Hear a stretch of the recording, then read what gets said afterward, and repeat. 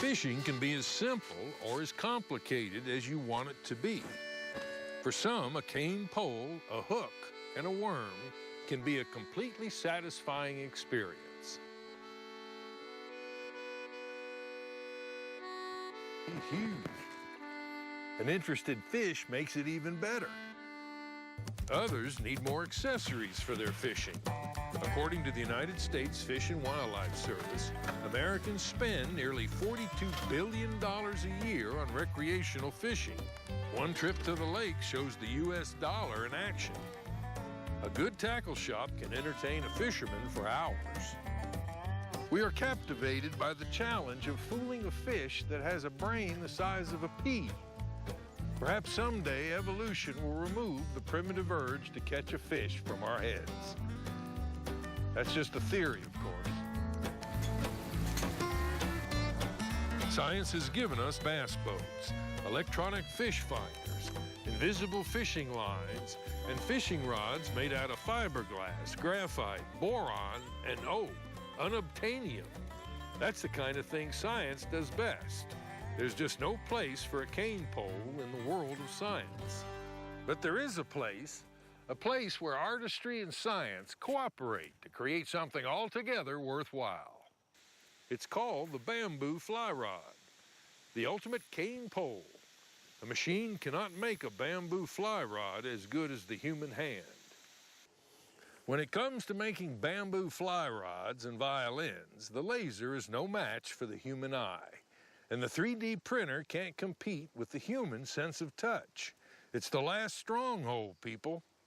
If you were to go about building such a rod, this American river cane would never do. Oh, it's fine for yanking sunfish out of a farm pond, but it's just not strong enough to flex tens of thousands of times. For that, you need bamboo, but not any bamboo. Here we are at Iams Nature Center. Harry Iams was a fly fisherman. Perhaps he was thinking of a bamboo fly rod when, much to his wife's dismay, he started a little stand of bamboo. Nearly 100 years later, it's still here. The bad news is the bamboo that grows here, even though it's an exotic, does not make a proper bamboo fly rod. And this is where our story begins, at the home of Walter Babb. We have gone fishing with Walter several times on the Heartland Series. He's taken us to some beautiful places. After retirement from a factory job, Walter's passion for fly fishing led to a second career. He builds bamboo fly rods. His rods are so well made they are written about in books and magazines. The fly rod does not come to mind as the first choice of the historic East Tennessee fishermen. Some of the early mountain fishermen would trout fish with a long cane pole, and they were very efficient at catching trout with grasshoppers and stick bait, red worms. But the arrival of the Great Smoky Mountains National Park and the Cherokee National Forest changed all that. Fishing regulations required artificial bait and a single hook. Soon, every devoted trout fisherman owned a fly rod. Walter Babb's father was no exception. The bamboo suitable for fly rods is called Tonkin cane. It grows in one small area of the Kwantung province in China and must be imported. Tonkin cane, like all bamboo, is a giant grass, but this species exhibits exceptional strength and elasticity. And so begins a painstaking process of transforming an organic material into a precise instrument. And bamboo rods, the power fibers, which are what's under the enamel, the thickness of them was greater in Tonkin cane than it was in Calcutta bamboo, so the rods could be made with steeper tapers, made faster, suitable for the dry fly fishing that became popular in the 1920s and 1930s.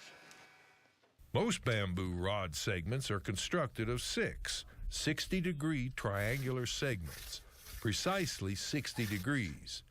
The rod tapers from the butt end to the tip end. That 60-degree pie shape must be held consistent throughout the ever-tapering length.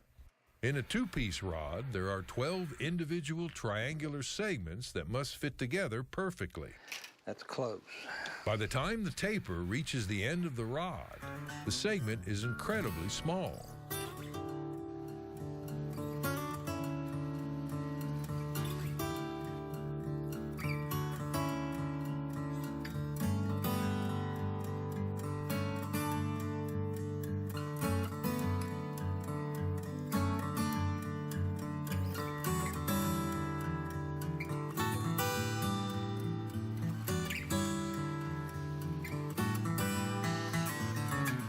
My goal is to make a durable rod.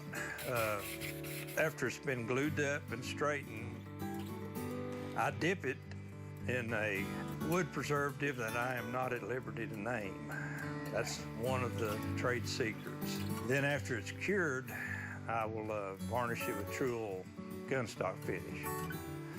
And that makes it almost waterproof. There's a lot of ways you can use power bevelers, sanders, to maybe shorten the bamboo rod building time a little bit. But I'm not on a production line. I make about a dozen rods for customers per year, maybe 4 or 5 more prototype rods, just for people to cast if they want to come by and cast some rods, or to fish with myself if I go fishing. My finish on a rod's usually classic. I like blued fittings for a dark rod, and I even blue the fittings on a fairly light rod with gun blue. The thread wrap colors have to complement the reel seat and the color of the cane with me. I use for a lighter rod, I'll use a kind of a light tan, and then when it's varnished with spar varnish, it turns into a light brown. And my darker rods, I will use a kind of a copper color. When it's varnished, it turns into a coppery dark brown. The thread I use for my rods is all silk. Fishing rod manufacturers have sought ways to speed up the process of building a bamboo fly rod with only limited success. No matter what shortcuts were made, there was still some element of handwork required.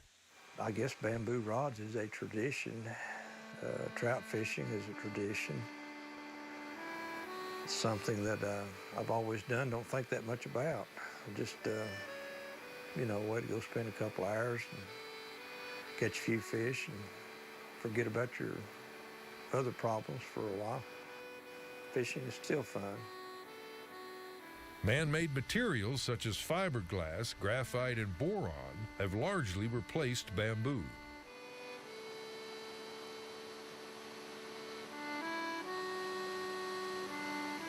But for the purist, nothing replaces bamboo.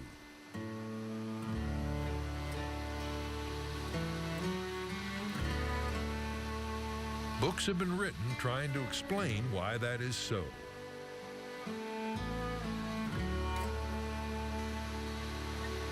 It is not necessary to explain it.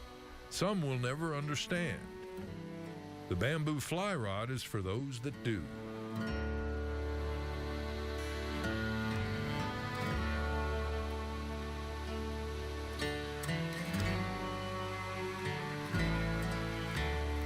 I'm Bill Landry, and this is the Heartland Series.